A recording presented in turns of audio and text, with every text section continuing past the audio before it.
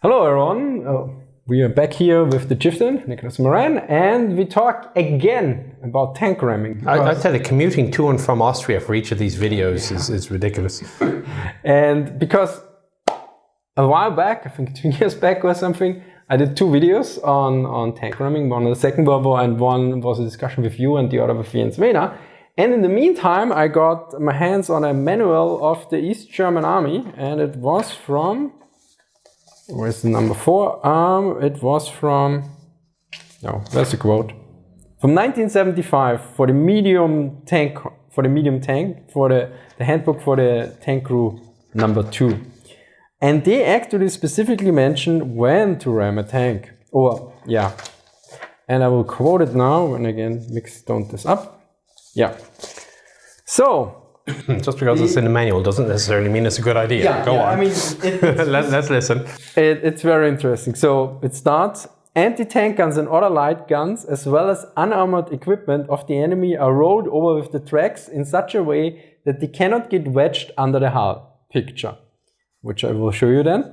Enemy tracked vehicles are rammed in extreme emergencies and in such a way that the drive sprocket or guide wheel is hit with the nose. See figure, and I will show you now the figure. I can see that. Here's the figure for the ramming the thing, and then here's with... Why is he ramming another T-54? I don't know, I guess... I actually thought it looks a bit like a Leopard, an early one, but it could actually, it looks a lot like a Leopard, doesn't it? With that, actually, that's like a British gun, that is. I think that's a Leopard. Yeah, and... The Leopard is ramming the... But that... Oh, he's reversing! He's reversing into... that is, that makes sense, because I was thinking, here's the gap. No, he hasn't reversed. What he's done is he's spun the turret over to protect the gun, and now he's ramming the Leopard. Because here's the gap between the famous gap of... and then you got the sprocket wheel at the back. So that's what I thought. So and you got the tank tracks. So he is coming forward and he's ramming the Leopard on the idler wheel. I actually also thought that this thing is ramming this one, but... Yeah, of course, you're going from... Right to left, east to west. Of course. That's interesting. So and he rams the sprocket wheel in the front.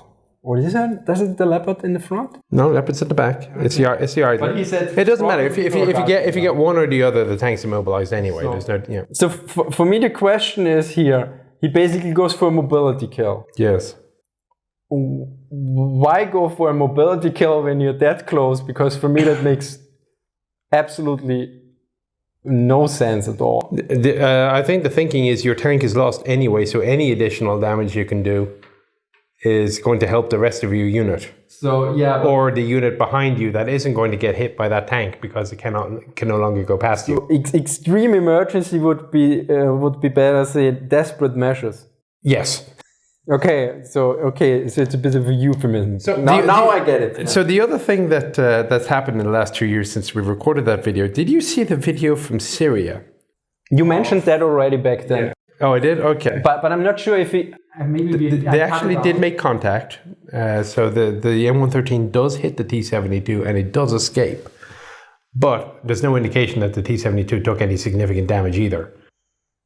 I mean, the M113 doesn't have that much of a weight and everything. No, but in fairness, it's heavy enough that if you aimed it at an idler wheel, you would still immobilize the tank. Yeah. I mean, there are some pictures where a tree took out a track or something, but that was a BMP, I think. I mean, I lost due to a truck trailer. I lost the skirts and I had a badly damaged idler wheel on my M1. It was one of the super heads that the ass end of the trailer kind of swings out, is on steering wheels in the back. And the truck driver didn't even notice, but my entire front left of my M1 was ripped off. Oh, okay, that's crazy. Yeah. I mean, not to the point that we're dead, but we were officially out of battle until we could get everything replaced. So basically, it's mainly going for a mobility kill and to maybe help your unit escape or something.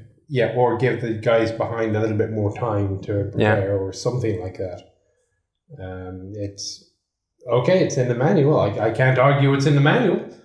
But I mean, you are talking, we're going to die anyway. Let's take one more out while we can. And there's there is plenty of historical reference to that sort of thing. Like, I'm dead anyway, I'm going to ram my airplane into that ship or whatever. I actually wonder how much it has to do because the tank ramming, I think, in sort historiography was an important part sometimes of the hero story of some, where they did it. And then, of course, for the East German army as well, that they kind of were inclined to add it here as well. And we should also add that the East German army manuals, what I have, they're so completely different to the Wehrmacht ones.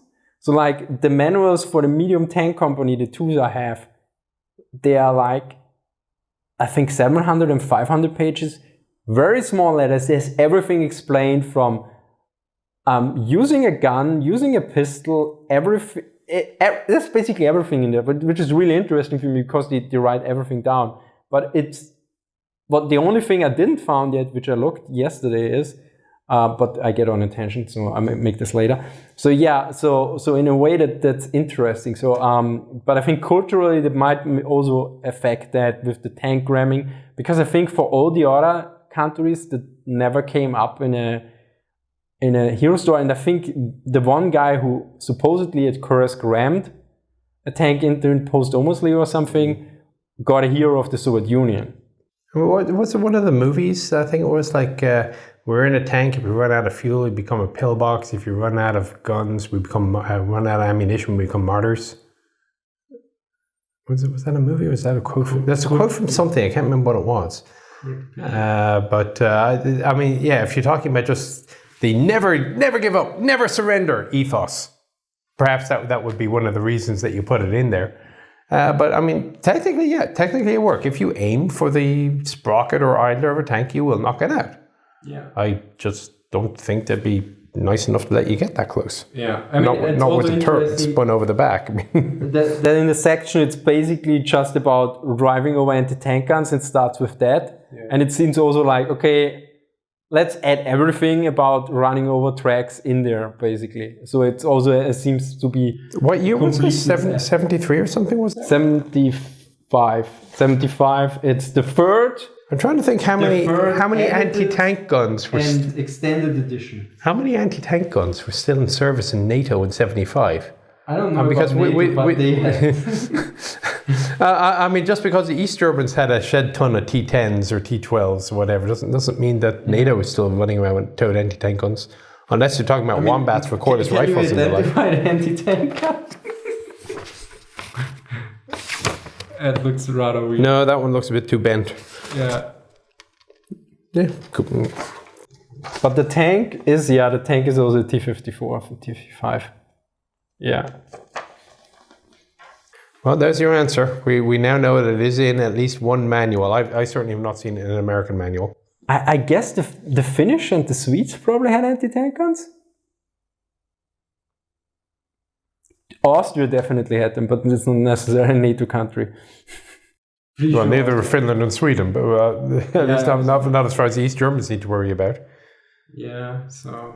I mean, I maybe by anti-tank gun they are talking things like cordless rifles, like the British were still using Wombat, that sort of thing. Yeah, it makes sense. I mean, the gun is not a cordless rifle on the picture, but also artillery.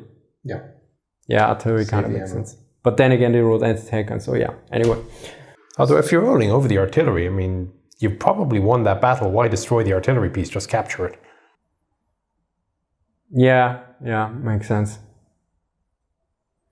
Okay, so, well, I think this is a bit of an appendix to the existing video. Also, be sure on my main video on the main channel, I might have some errors in the Sherman versus King Tiger ramming.